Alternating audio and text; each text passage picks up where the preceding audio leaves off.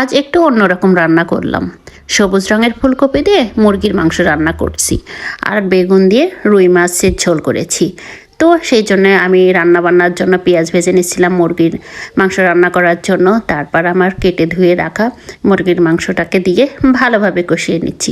Hi everyone, আসসালামু আলাইকুম। কে কোথা থেকে দেখছেন? ভিডিওটা ভালো লাগলে অবশ্যই লাইক কমেন্ট শেয়ার করতে ভুলবেন না। সবজি দিয়ে কখনো মাংস রান্না করিনি, তো আজকে মনে হলে একটু অন্যরকম করেই রান্না করি। তার জন্য আমি ভালোভাবে সব মশলা দিয়ে মাংসগুলো দিয়ে ভালোভাবে কষিয়ে নেওয়ার জন্য আমি ভালোভাবে মিশাচ্ছিলাম। আপনার এইভাবে যতক্ষণ মিশাবেন তাহলে মাংস রান্নাটা ভালো হবে আর কি। যে যার মতো রান্না করে, আর আমি আমার মতো রান্না করি। তো আপনাদের কেমন লাগছে রান্নাটা অবশ্যই জানাবেন কিন্তু। তো এই যে আমি সবজিগুলোকে ধুয়ে নিয়েছিলাম একটু কেটে, এবার মাংসের সাথে মিশিয়ে দেব। একটু টমেটো দিয়েছি, টমেটো দিলে মুরগির মাংসটার স্বাদটা অনেক গুণ বেড়ে যায়।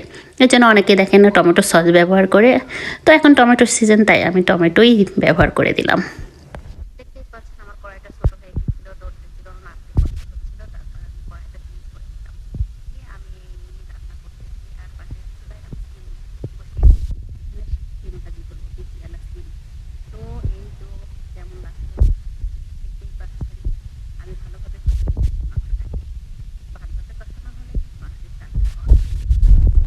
যে যেমনই রান্না করুক না কেন, রান্নাটা ভালো হয় মেজারমেন্টের কারণে। আপনি সব কিছু পরিমাণ মতো দেবেন, মাপটা যদি ঠিক হয় অবশ্যই রান্নাটা ভালো হবে। তো দেখতেই পাচ্ছেন আমি রান্না করতেছি, আবার ঢাকা দিচ্ছি। দিয়ে এই তো আমি এটি ঝোল বেশি রাখবো না, একটু কষা কষা করেই রান্না করব। তো আবার একটু উল্টে পাল্টে দিচ্ছি যাতে ভালোভাবে মশলাটা সব মাংসের ভিতর সমানভাবে ঢোকে আর কি। আমার এই রান্নাটা প্রায় হয়ে আসছে, তো আমি ভালোভাবে নেড়ে চেড়ে নিচ্ছিলাম আর কি। অল্প পরিমাণে আমি ঝোল দেব, বেশি একটা ঝোল দেব না, কারণ সবজি টবজি দেওয়া আছে, বেশি ঝোল দিলে হয়তো বাবার মনে হচ্ছিল ভালো লাগবে না। তবে খাওয়ার সময় দেখলাম না অনেক টেস্টি, অনেক মজাদার হয়েছে। তো সবাই একবার ট্রাই করে দেখতে পারেন কেমন হয়েছে আর কি। তো এখানে আমার সিম ভাজিটাও প্রায় হয়ে আসছে, দেখতেই পাচ্ছেন এটা হচ্ছে বিসি আলো সিম। তো আমি উল্টায় পাল্টে নিচ্ছি ভালোভাবে, যাতে সব জায়গাটা একটু ভাজা ভাজা হয়। একটু শুকনা শুকনা করেই নিচ্ছিলাম।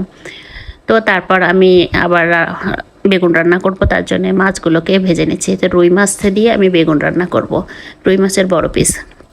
এটা আমি একটু কড়া করে ভাজবো, এই জন্য ভালোভাবে উল্টে পাল্টে দিচ্ছি। আপনার মাছটা একটু ভাজা ভাজা হলে স্বাদটাও অনেক ভালো আসে আর কি। আর অনেকেই আছে যে কাঁচা মানে না ভেজেই খায়, আমরা আবার না ভেজে খেতে পারি না। তার কারণে আমরা একটু, আর বড় মাছ খুব তেলালা মাছ আর কি, তার জন্য আমি ভালো করে ভেজে নিচ্ছিলাম। এদিকে আমি বেগুন এর আগেই বসিয়ে দিয়েছি, প্রায় এখন মাছ দেওয়ার মতো হয়ে গেছে, আমার বেগুনটা সিদ্ধ হয়ে গেছে। তো আমি ভেজে রাখা মাছগুলো বেগুনের উপরে ভালোভাবে দিলাম, তারপর ঝোলের ভিতরে সব ডুবিয়ে দিয়েছি। দেখতেই পারছেন কালারটা কত সুন্দর আসছে, আর বেগুন দিয়ে এই মাছটা অনেক সুন্দর লাগে খাইতে। তো আজ এই পর্যন্তই, আসসালামু আলাইকুম।